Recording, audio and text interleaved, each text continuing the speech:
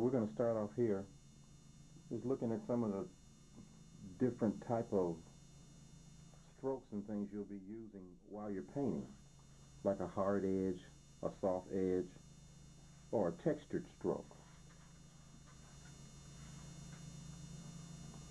So I'll show those to you. First off, a hard edge one, that's pretty simple. You just put some paint in your brush and you paint on dry paper.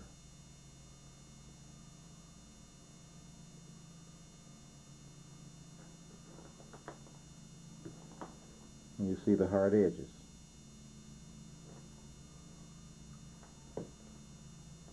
If I wanted a soft edge, I can start out by putting water down first.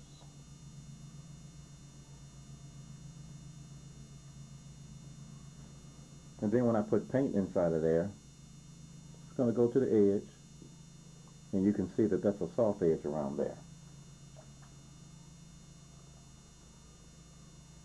I can also have a soft edge by putting color down, and you see I've got hard edges. So then I clean my brush out, make sure there's nothing but water in it, and not load it with water, but just clean. And then I can stroke the edge of that, and you see that'll soften that up. So I can have hard edges in some areas and then soft edges in others. Depending on what you're painting,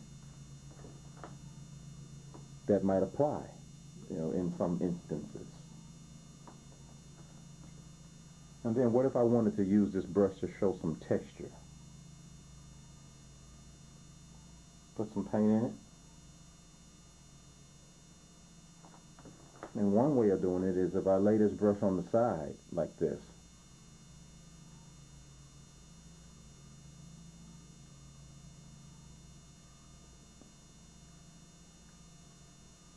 See that? There we go.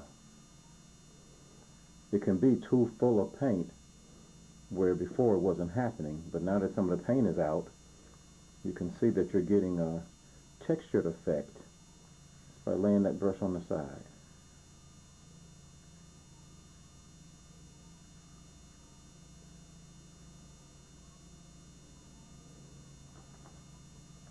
So those are three different possible type of brush strokes that you're going to be using to place things in your paintings. Hard edges, soft edges, wetting the paper first and laying the paint in there, or putting the paint down and then softening the edges with water, and then textured edges. The more paint that comes out of this brush, the more textured it'll be, and the more white areas it'll leave. So that's that.